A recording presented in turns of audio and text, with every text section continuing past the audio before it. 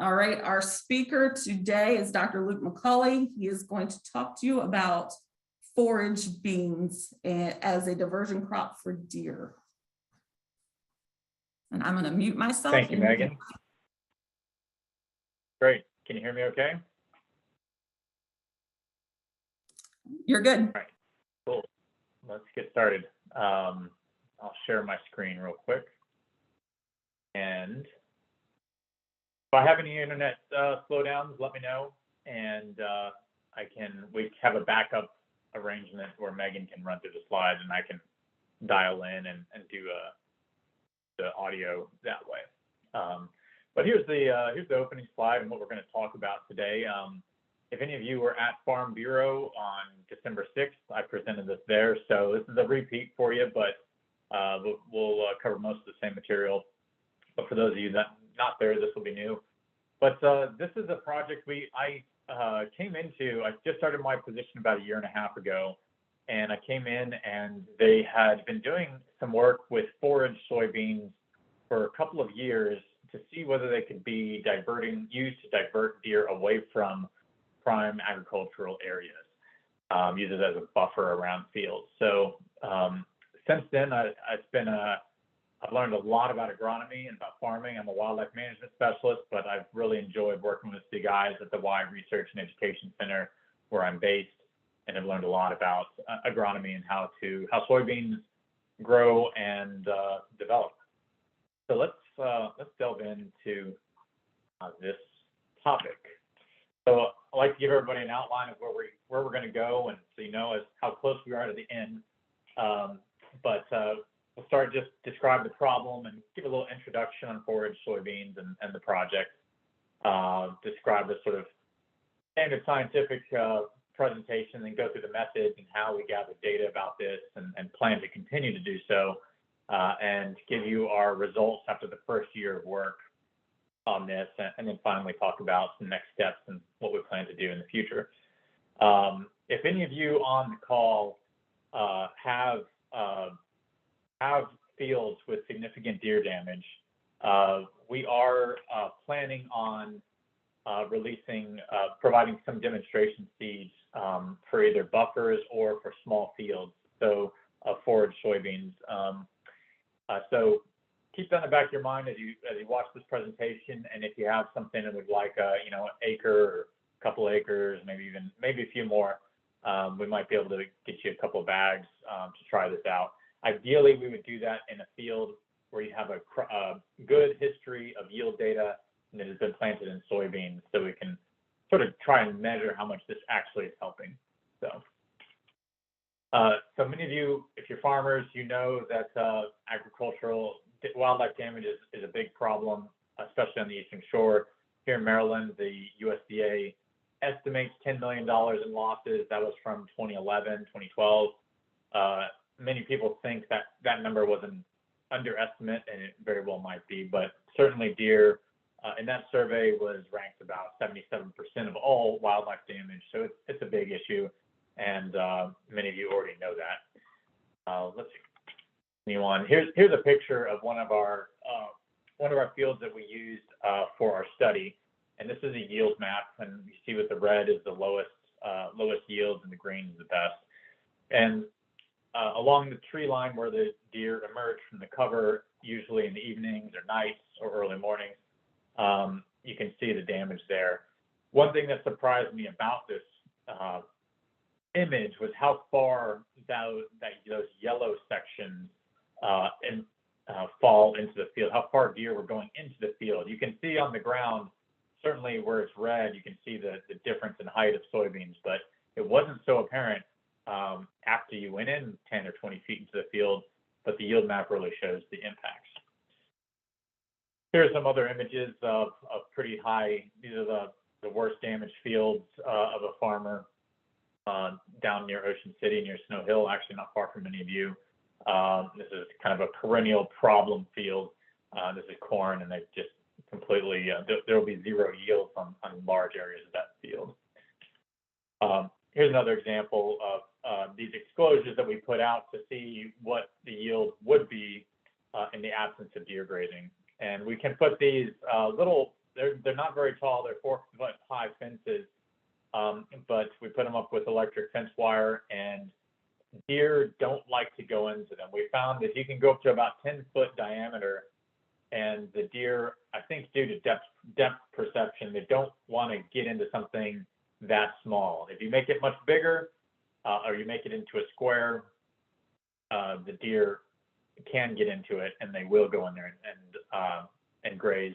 But the circular sort of fencing exclosures, they don't really quite want to get in there. So if you want to try this yourself, that's an easy way to put up some exclosures to see what the sort of potential yield is on some of your areas.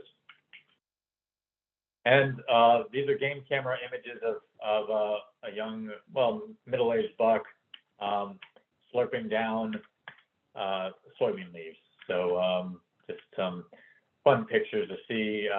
They eat between 4 to 6 pounds of food a day. A larger animal like this is probably in the upper end, maybe a little bit higher, so they can do a lot of damage very quickly. So I thought this quote, when I was going around and meeting farmers and learning about the issues, I met with John Bruning, and he had this quote that I thought was perfect. He said, other than rainfall, deer are the single largest yield limiting factor on our farm. And that was really struck me as like a realization. I don't think a lot of people think about it in this way. So many of you probably realize this, but it's something that I think bears mentioning and thinking about in these terms. So what are forage soybeans? Well, it turns out there's a picture of forage soybeans here on the right, and you can see a lot of deer grazing. Deer have been gnawing away, and lots of stems showing and leaves being defoliated off that. But soybeans first arrived to the United States in the 1870s, and farmers began to actually plant them primarily as forage for livestock. They were generally considered a forage species. Around 1900, the USDA began testing and encouraging farmers to plant them for animal feed. So soybeans in general were, based on some research in the sources, I believe this came from North Carolina Soybean Producers Association, forage was a predominant use of soybeans until World War II.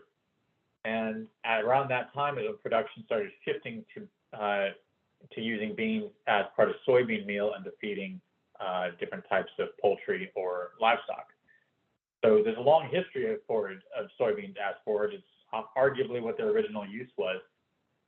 After moving towards grain production and bean production in the late 1990s, 3 varieties of forage soybeans were developed and released by the USDA Agricultural Research Service in Maryland. Those are Derry, Donegal, and Tyrone. You can find those available. Unfortunately, those do not have any chemical or herbicide resistant traits to them. However, in the intervening years since the 1990s, there's been a variety of several different producers or soybean breeders have developed a variety of forage soybeans that are Roundup resistant. I have not yet found any forage soybeans that have any other traits like Liberty or Enlist sort of characteristics, 2,4-D or glufosinate. However, it's better to have some traits than none. And so that is what we focused on for our study. We felt like it was only feasible for most farmers and practical to be testing varieties that did have Roundup resistance. So we used these 4 varieties, which were the only 4 I could find last year. I was just searching around and actually found there's a new one on the market from a company called Primal Soybeans. And I might actually order a bag of those to try out this year too. But these are the different varieties that we tried. And they have a lot of different groups. So the latest group, oftentimes many of the forage soybeans are late groups. That's the first one, the big fellow. That's a group 7. It grows late into the season. However, we wanted to really try and find some varieties that were earlier groups that might work better in conjunction with a conventional soybean operation.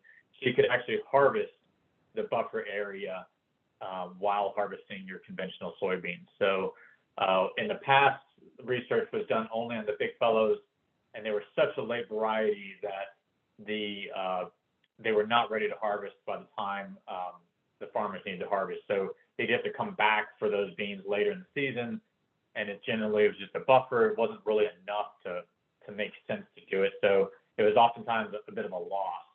So we're trying to find out ways to, if these earlier groups can provide that sort of forage buffer, but also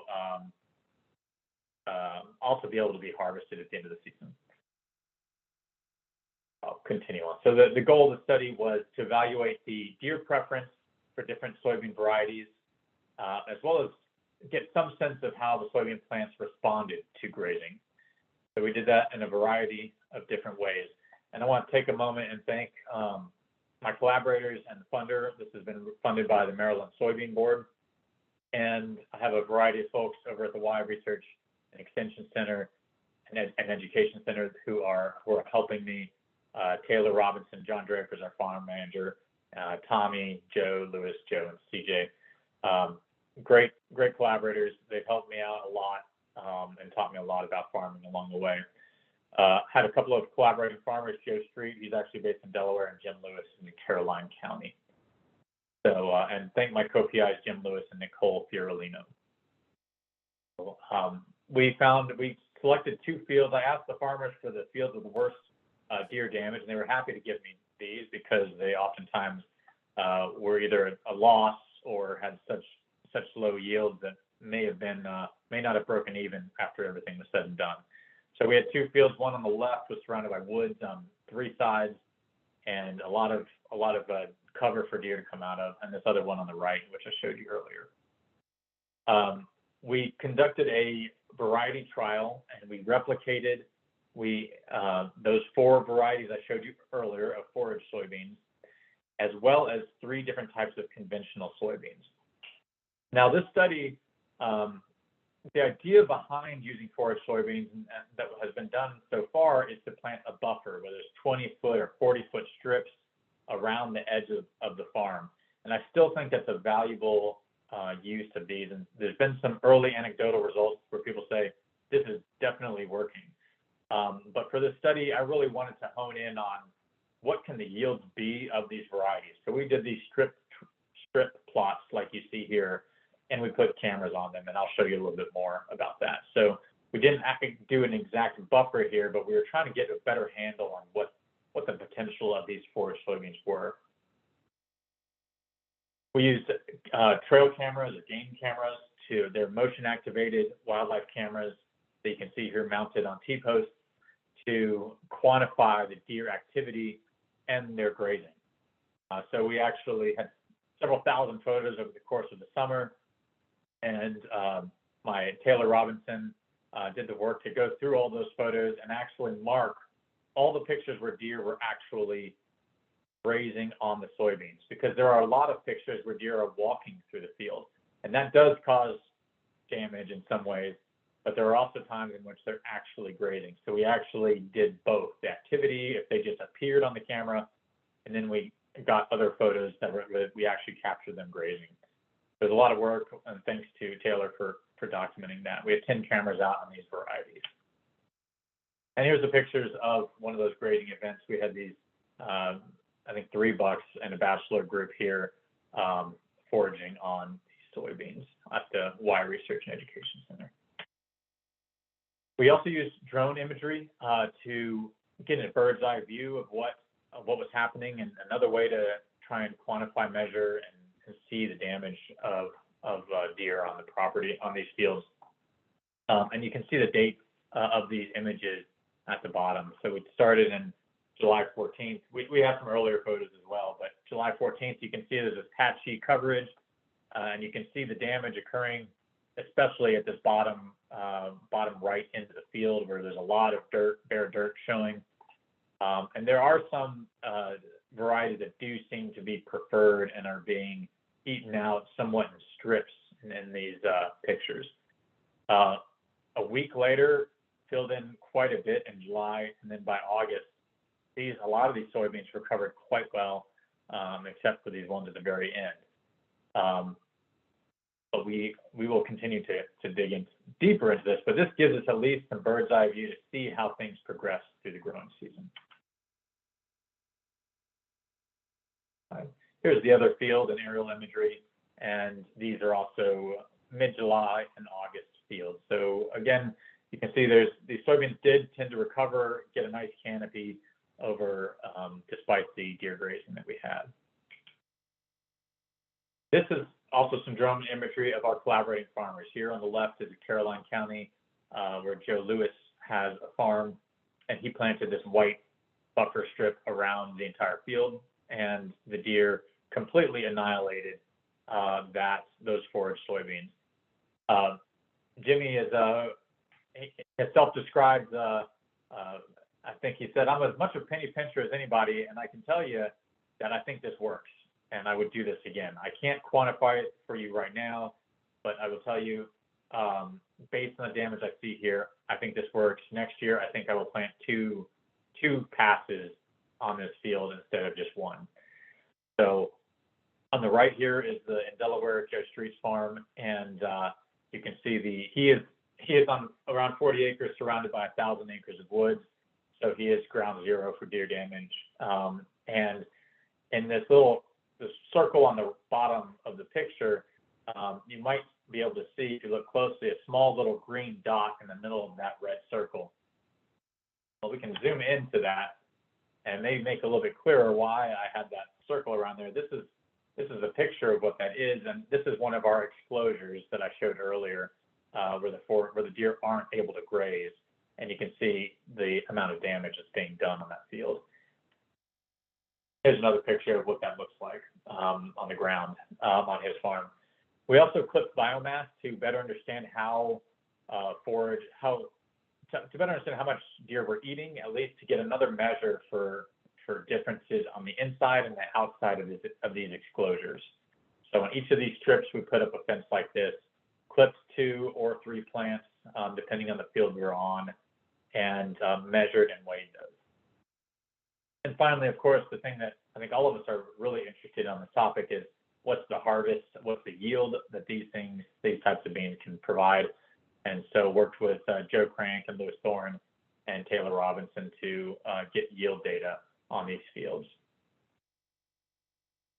So now we'll get to the analysis and results. What did we find? And we'll delve through the biomass work, the camera traps, what did we find from the camera traps, yield data, and then talk a little bit about some case studies in the economics.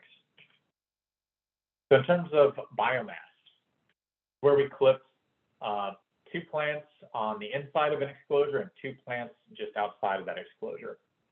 And we took them, dried them in an oven for 5 days at about 125 degrees, I believe, and then weighed the biomass afterwards. Each of these little charts is a separate variety.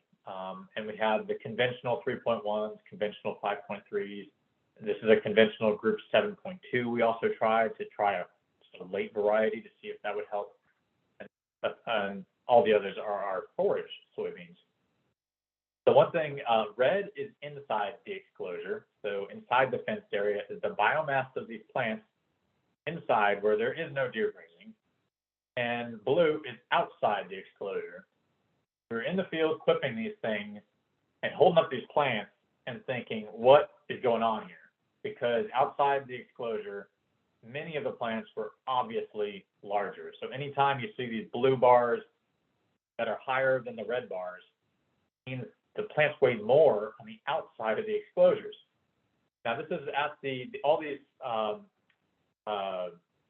data are from the Y Research and Education Center. So for whatever reason, we did not have the kind of intensive deer grazing damage that we have had in the past. Now there are confounding factors for that, and we can go into that. I'll talk about that. But I would describe this as a moderate deer grazing scenario.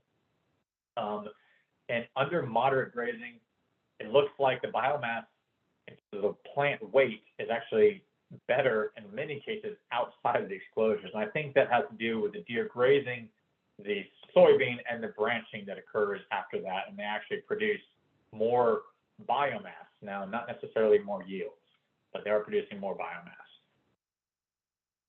Now that was, here's a similar picture, and that was on the left. This is an example of some of the same results you just saw at the Y.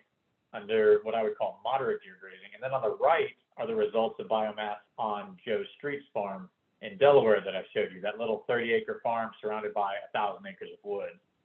And under extreme deer grazing, you certainly will see deer obviously knocking that biomass down far below what's inside those exposures. And that's obvious when you look at the pictures. But oftentimes people see this data on the left and it's like, man, are your results junk? What's going on? But I do think there's some aspect in which these plants are actually receiving, at least growing more biomass because of the grazing. So we know the biomass is a bit of a mixed bag, but let's see about what deer activity and grazing is in, at least for the different varieties. So obviously you have deer that go through and they graze, they actually eat the leaves of the plant. But you also have all sorts of other activities happening in the fields. You know, like I mentioned, the walking through the fields, there's trampling damage. And as you can see here, this younger buck finding himself a date. So there's all sorts of things happening in the fields and deer causing damage in different ways. But it's also not just deer. The white cottontail rabbits also we did not expect, but found cottontail rabbits really loved going inside of our exposures in a couple of cases. And so you can see we had to exclude about half of our exposures. These circles that you see where there's these dead spots is an aerial view of those exposures. And the rabbits, I think, found great protection from predators by sitting inside these fences. Foxes couldn't get them, raptors probably wouldn't go in and get them, and they could sit in there and graze quite well. So we found that next year we're going to have to improve our exposures to make sure we keep rabbits out as well. But something to think about, it might not just be deer that causes some of the damage in your areas. Rabbits can also cause their fair share of damage if they're near, if they have high populations. So to get to those camera trap data, this is on the horizontal axis. You see the month. So this is June, July, August, September, October, and these all these bars that are going up is the number of times we got a picture of deer on that day. So each little bar represents a day. So we had, if you look in June, in early June, you see this spike. We had probably about 300, 350 pictures of deer on that single day, and the colors represent the different varieties of forage or conventional soybeans we were studying. So you can get a sense for, are these deer preferring one variety to another as you look at these colors across this graph. A couple of things stick out to me. Now this is just deer presence. So this is whether they're walking by or grazing or mating, as we saw in that earlier picture. This is a similar chart, same sort of layout, but this is actual photos of just them grazing by the different varieties. So this might get a little bit cleaner version of what we're seeing in terms of actual herbivory on the plant and the greatest damage. Now, a couple things I want to point out when we look at this graph. One is you see these very strong spikes, and it's about once a week you see these large events where the deer grazing takes place, and you get hundreds, 400, even in July we started getting 600 or 700, 800 photos in a single day of deer grazing. So what this tells me is that deer damage really occurs oftentimes in these very discrete events, in these single days. And I think if we excluded 1, 2, 3, 4, 5, 6 to 10 of the greatest deer grazing days, that would probably account for the big majority of the total grazing occurring. So just something to think about and to understand in terms of deer behavior and how the damage is occurring. It's not a regular thing. It's coming in these waves. And this also is a bit of a challenge, and it illustrates why it's challenging to control deer with hunting alone, because you could be out there in these days where the deer just aren't showing up, and it could be not a lot of activity for 6 days, and then all of a sudden boom, they all show up and they're doing a lot of damage. So something to also think about. The other thing I'd like to point out, and I think, here's a couple other graphs, similar graphs. These are broken out by the different replicates. We repeated this twice. And again, a similar pattern that we have in these. Back up to this one we were talking about earlier, just to keep it simple. Another thing I see, in addition to those discrete events, is there's a bit of a color pattern change as you move through the season. The purple, for example, the grazing doesn't really come into those purple, those Pioneer Group 5.3, that's a conventional bean. Didn't really start into those beans until late June and July. There's a couple of other characteristics where you start to see something of a pattern. Again, it's a little bit difficult, and statistically, it's not showing up as statistically significant. But there's some suggestions here when I look at it that these later varieties, the deer are honing in on the later varieties later in the season. So the red is a group 7, the big fellow, and it seems like more of the grazing started hitting on these reds, the big fellow, later in the season, which is it's a group 7 forage variety. So something we're going to continue to explore, and we're going to continue to look at more regular forage analysis to see, is there something in the plant tissue that's attracting deer to there. I suspect it has to do with crude protein and moisture content and fiber, but we'll hopefully learn a little bit more about that. We have some early results I can show later too. So now getting to yield, this is kind of the important part that I think at the end of the day, we really want to know how much yield can we expect of these forage soybeans.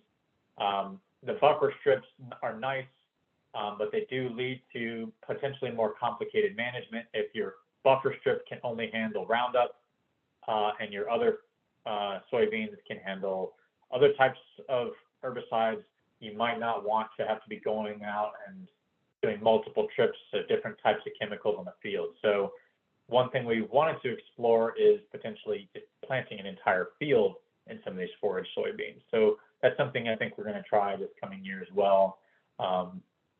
See whether that's an option for people. Here's the yield map on one of our fields, and it's sort of as you move across the field.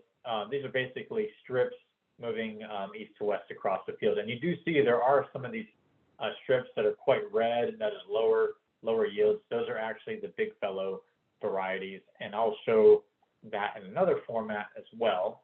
That's a little bit easier to understand. Here's a picture of the field that was, and the different varieties that lay out how they did.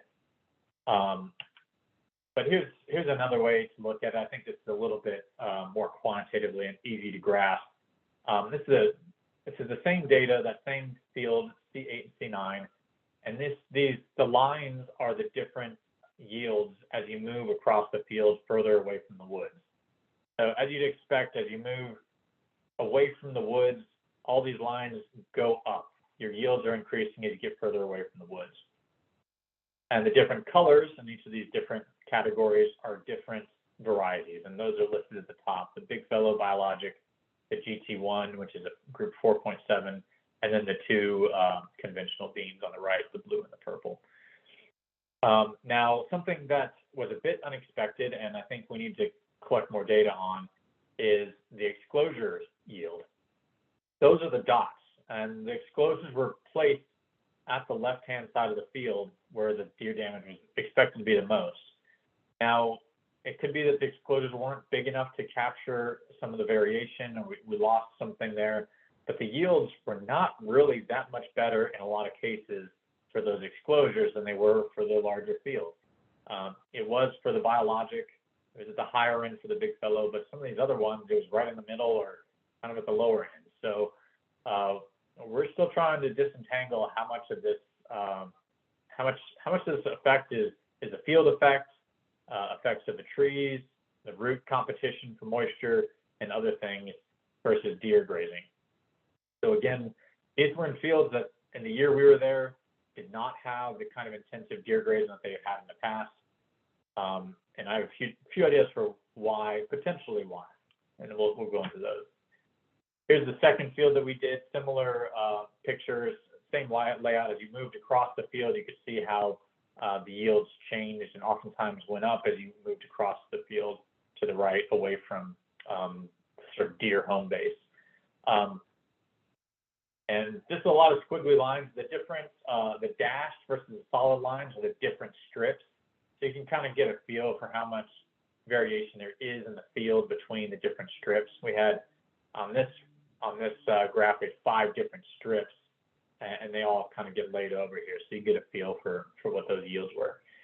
At the end of the day, there's a couple of, in particular, promising forage variety. This GT1 Briar Ridge is the group 4.7 variety. It had some of the highest yields. It was a forage variety, and seemed like it had promising results for further work that we're going to focus on this coming year as well. Just to give everybody the actual, what is the total mean yield, if you just want to look at what are the yields that we're getting out of these different varieties.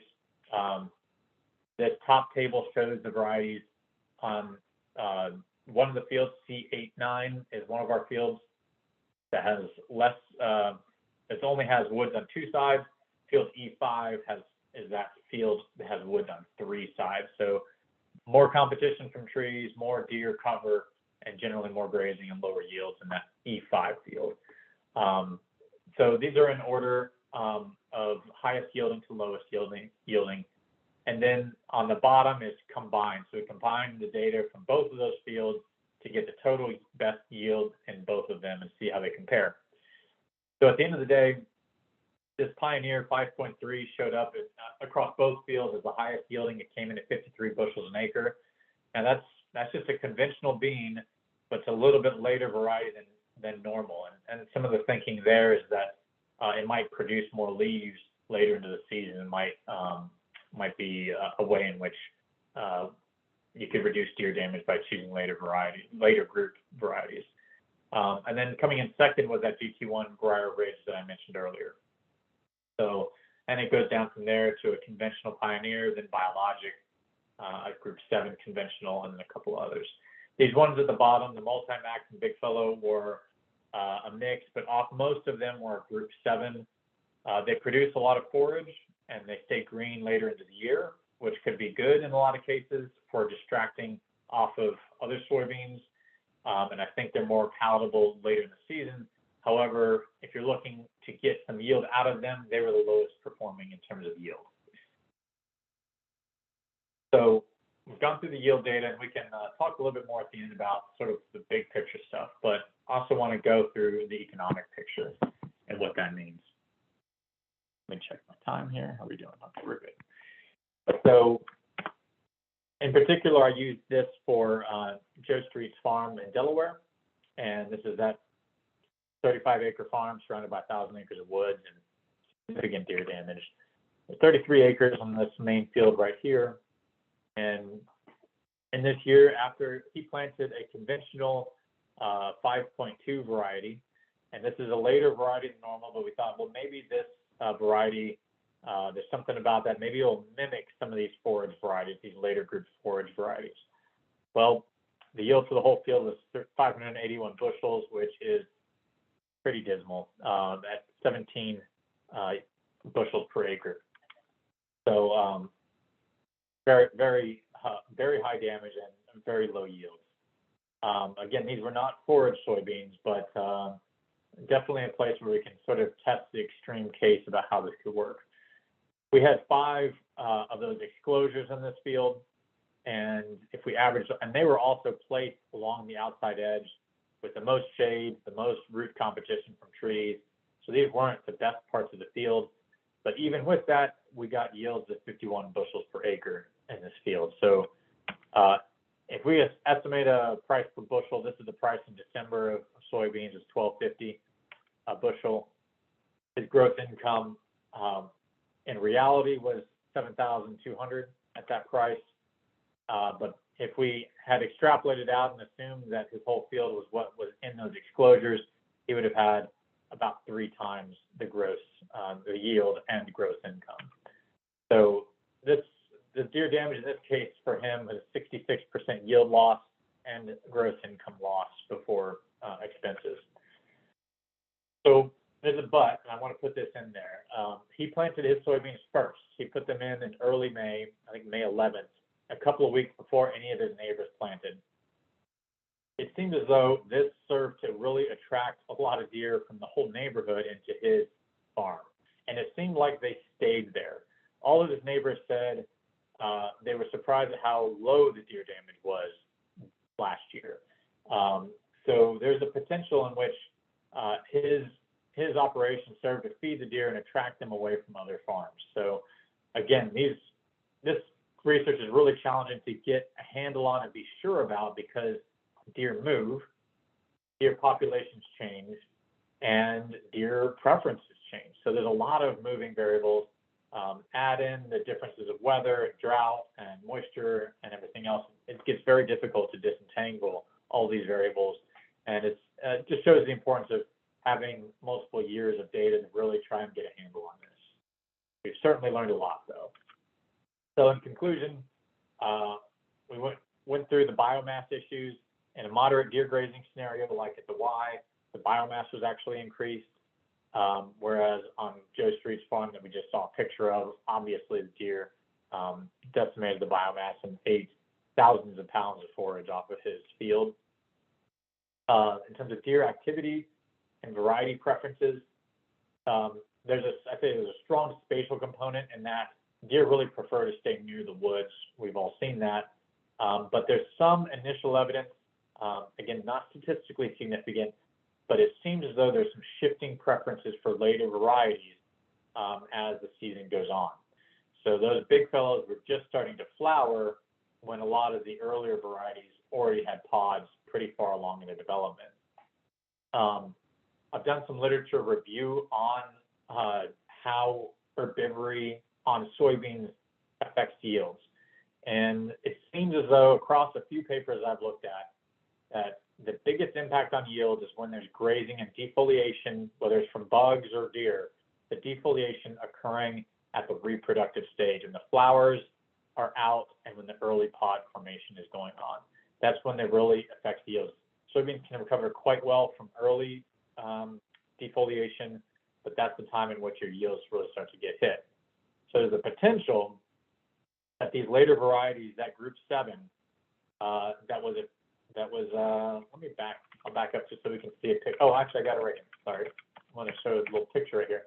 This group 7, which is the red on these graphs, that's that big fellow that stayed green later, potentially could be attracting deer to itself and saving some of these early varieties while they're in that reproductive stage.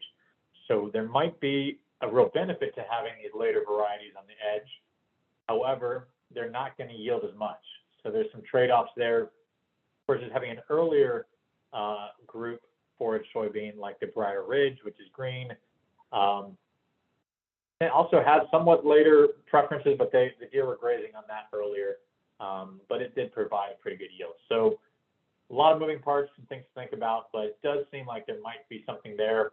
If this pattern holds for next year, we might, and we increase our sample size enough, we might start to see some statistically significant differences here, but we're not there yet.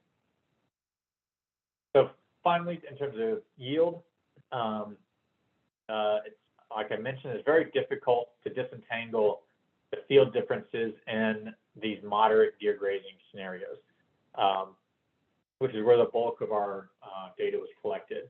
So we saw that some forage varieties were better than others. The earlier groups seemed to perform better, with the GT1 Briar Ridge group 4.7 being the best of the forage groups, and then followed by a biologic, which was a group 6, and then last coming in at the big fellow, which is a group 7. So I want to say thanks again to the collaborators who helped make this the soybeans grow so well and to get everything taken care of. And again, thanks to the Maryland Soybean Board for funding this research. This is my email address, lukemac@umd.edu. Happy to take your questions. You can feel free to email me. Email me if you'd like to reach out and if you've got a field where you've got some good historical yield maps on it and would like to try this and see whether you can salvage something, if it's a field that you're oftentimes just barely breaking even on or losing on, you want to try some of these forage soybeans. Like I said, we got a few bags that we can hand out and provide to farmers to give this a try and see if it corroborates what we're finding in terms of early research at the Y. Next steps, I'd like to implement this also in the context of field buffers. That's you guys, and that's what I was offering for demonstration seeds. And next year, we're also going to be trying to evaluate the efficacy of planting into green cover crops to reduce seedling mortality in the first few weeks of growth.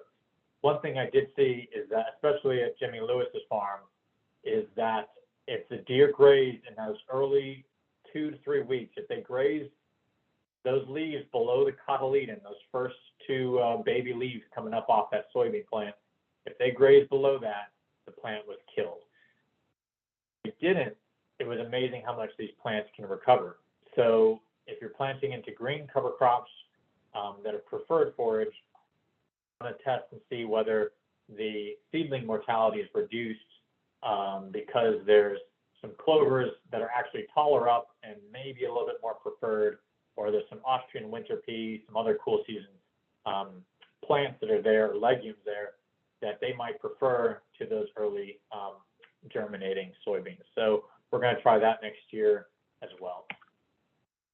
And finally, another aspect I'm working on as a sort of separate project is trying to get a better handle on landowner desires and needs and educational materials related to wildlife. And that ties into this next slide that I'm going to show here. We are going to be conducting a survey of landowners in the next month or two. We're trying to get this out. And happy to share that with anybody. This QR code, if you hold your phone up and put it on the photo camera button and hold it up and look at this, it should show up with a link to a survey, and you can open it and take a draft of our survey and see what you think. See if there's some things on there that are missing, some things you wish were there that we should be asking about. So happy to provide a link via email to anybody as well, but I'll let this sit up here a little bit longer.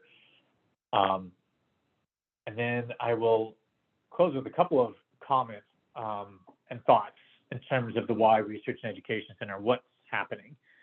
I mentioned there was sort of this moderate grazing scenario there, and it is hard to say whether that's because we planted so many forage soybeans that they actually fed the deer.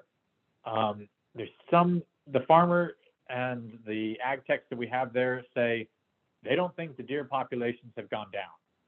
Neighboring farmer had similar damage that he had last year, but they did not have the kind of damage in these fields. And the farm manager said that's the best yields he's seen come out of these fields in a long time, up around that 40, 50 bushels per acre. So, so there's some anecdotal evidence there. I want to be certain before I can say for sure that this works. I want to see some more evidence and see if other farmers agree, if it works in other situations. But there's some early evidence that continues to suggest people who are doing it, who can just look and anecdotally feel in their gut that this is helping. So there's some good early evidence. We're going to keep working on this and see if we can get better, solid explanations for how much it helps, and would love to involve any of you in that research if you'd like. Thank you very much. I appreciate it. My bosses love it when I appreciate getting input as well, so I can make these presentations better and I can do better research on topics of interest to you. So please feel free to also use the same QR code, or you can go to that link, go.umd.edu/ENR-teach, and you can give me an evaluation for this presentation. That helps me to make talks that are relevant and better for my audiences. So with that, I will stop talking and happy to take some questions. I see we have maybe a few chat things going on, and see hear what people have to say.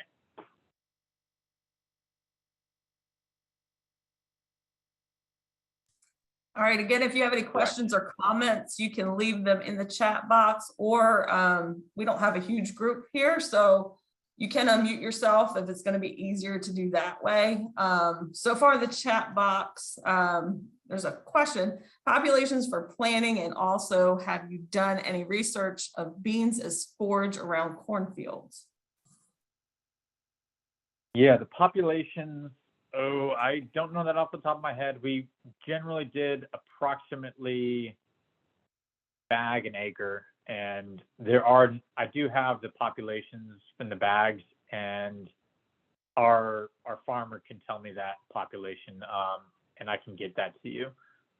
John, I see you asked that.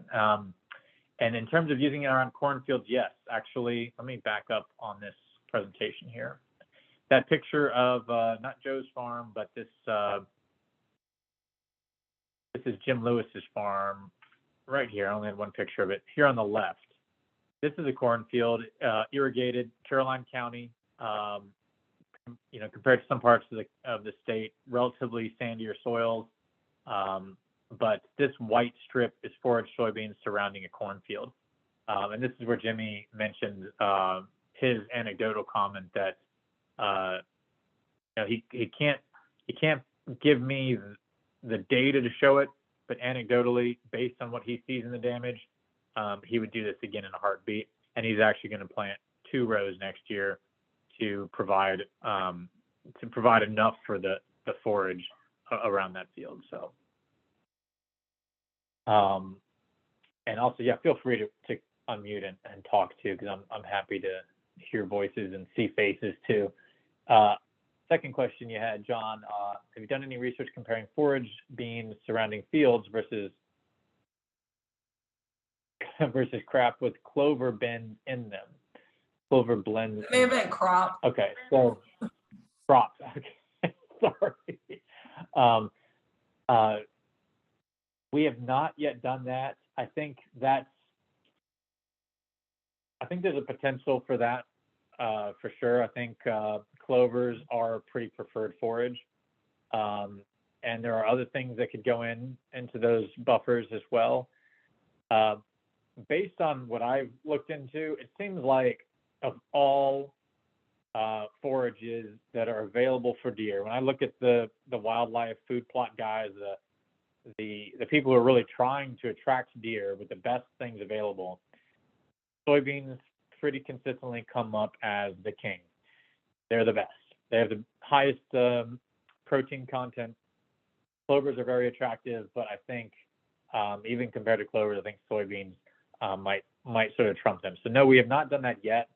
Man, it would be interesting to try it. I think it would be useful, but for now, we've kind of got our hands full trying to disentangle 4 or 5 different forage varieties and all the different pieces. So for now, we're focused on soybeans, but I think there's potential for that as well. So Richard asked, vegetable fields should be looked at also. Yes, that's true. We believe that trap crop to protect the higher value crop is worth it. Sounds like maybe Richard has tried this before. Yeah, some people call this a diversion crop or a trap crop. A biological fence is another term some people have used, but sounds like Richard has some firsthand evidence to suggest he's found that this is worth it to protect your higher value crops. And another piece about the buffer around the field is that generally it's not the best field. You have a lot of competition with shade and root competition with trees. So those buffers might, even though they might get sacrificed if it's a late variety forage soybean, they might not be the best part of the field anyways. And if it's preferred and keeps them on that edge, it might be a good trade-off. So, and yes, so it wasn't crop, it was CRP. So in CRP fields with clover blends. Now, yeah. So thank you, John, for clarifying. Richard mentioned we intend to experiment with blending the big fellow forage bean with mid to late group 4 oil beans, about 10% in high browse fields. With the hypothesis that deer will browse the taller, more vigorously grown forage beans. Interesting. Yes. that would be a neat thing to try. We did have a mix in there. Our field, multi-max. Let me see if I can back up. Big Eagle Seed has produced, on the bottom right here is a picture of the multi-max variety they've developed. It's 7 leaves per node. And so unfortunately it's also a mix. So it's hard to see how much of the effect was from that variety versus the big fellow that's mixed in with that. So there's a bit of a, I don't want to say, it was a bit, we couldn't really draw a lot of conclusions from the mixes, but I do think about that and how much that could be a good way to work. So let us know how it goes, Richard.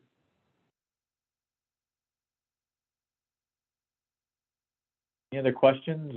Feel free to unmute yourself. And Hi, Luke. I've got a question. hi, Alan. Yeah. Just wondering if you're providing this high quality forage to deer year after year, will you eventually increase the population or end up long term attracting more deer to your fields? Right. Exactly. In some ways,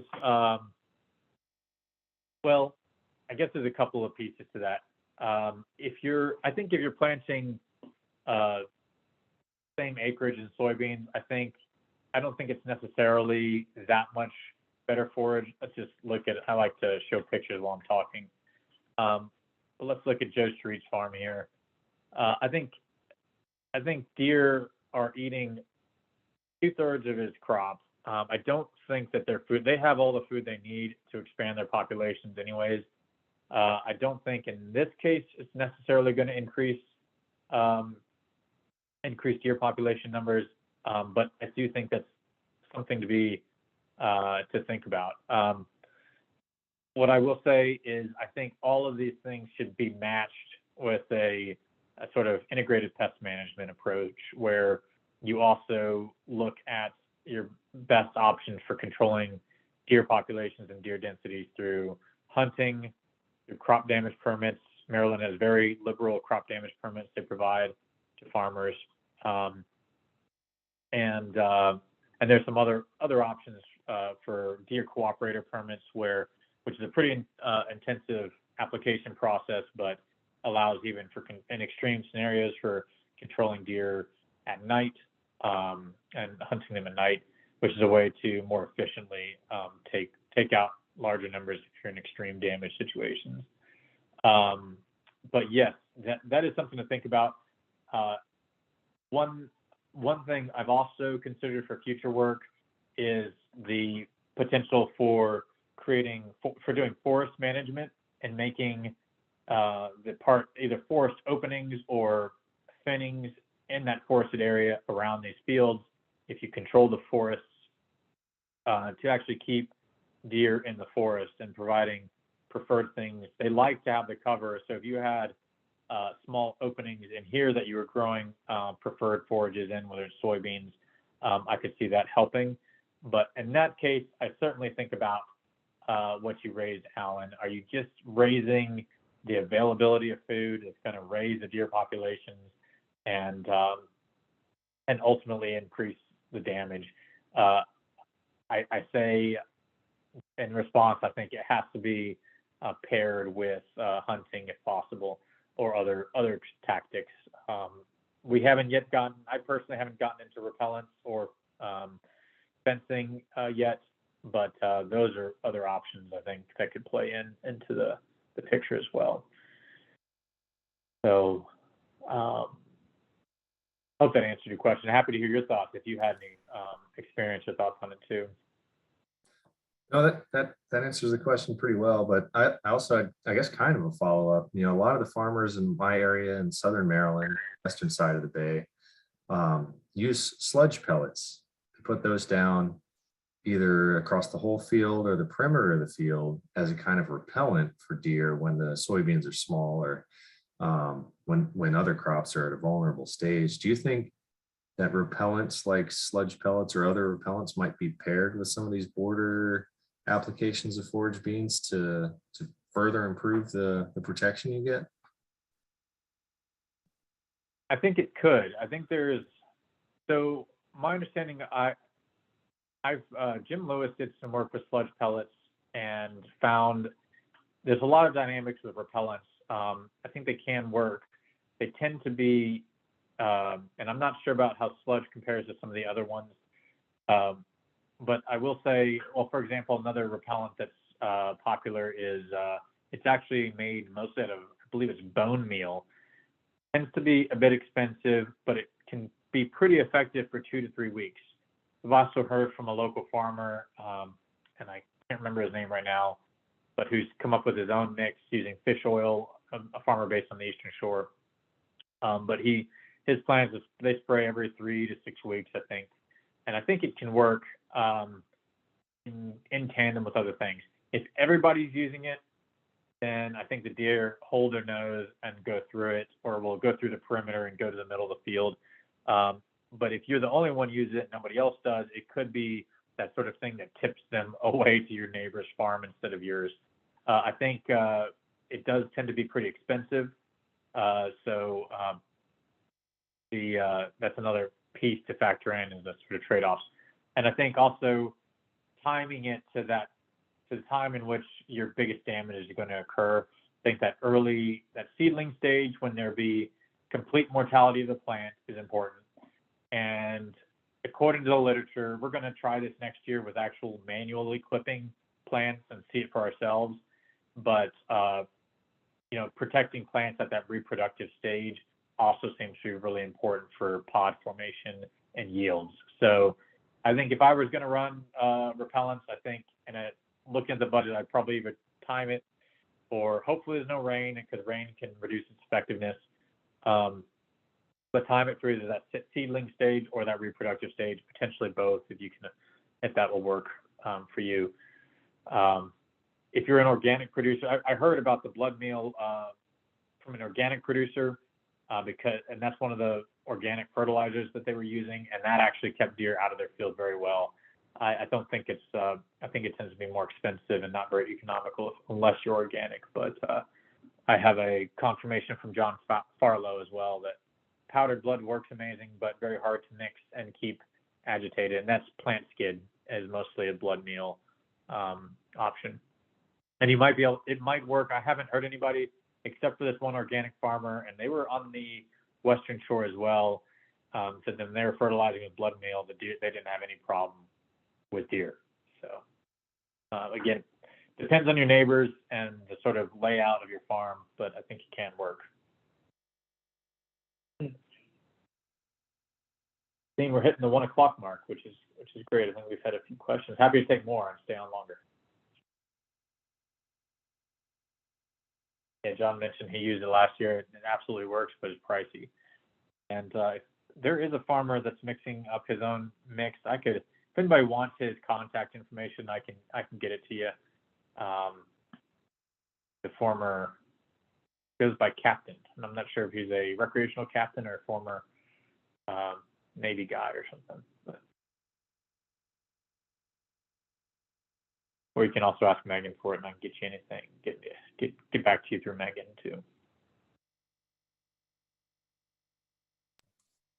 Yeah, just a couple of housekeeping things. Again, if you are looking for voucher credits, keep in mind that you have to do 2 hours worth of training. So this will be, if you've been on the whole call, this is an hour's worth of training. So you would need one more hour to get enough credits to renew.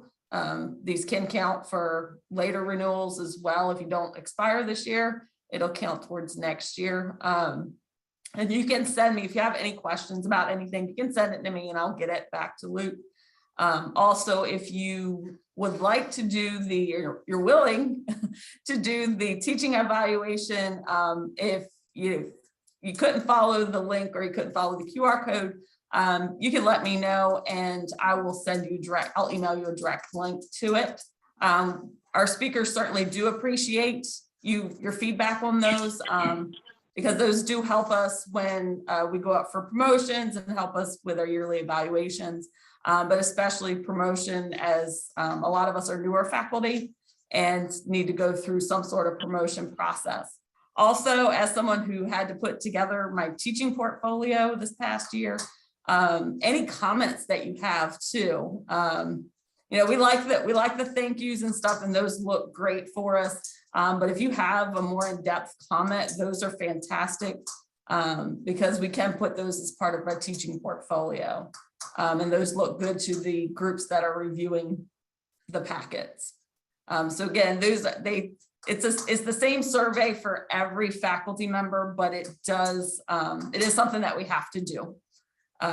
So it does help us if you are willing to fill those out. And again, if you need any help, you know, if you don't write this down or you don't click the link, you can always ask me later and I'll help you get to the link, and kind of walk you through it, because you have to scroll down and you have to select the faculty member that you're evaluating as well. And then for those of us who are faculty, we'll do peer review. And I just put the link in the chat too, so you can actually just click that, which would probably be easier than, and Alan did the same. Thank you, Alan. Yeah, Alan's got It it. is Catherine. Okay. Yeah, we ran into that problem last year with virtual meetings. Unfortunately, those shortened links are cap sensitive. I wasn't on the list when I first started, so I don't have any from the first couple of months. But these do help. And again, if something comes to mind later on. Click Alan's link, not mine. Want to do an evaluation. And please do send me an email. I put my email in there as well. If you'd like to try this, you have a little bit of ground, you wouldn't mind putting some buffer in. Happy to get you some. We'll have extra of 3 or 4 different varieties of forage beans. They're Roundup ready, and happy to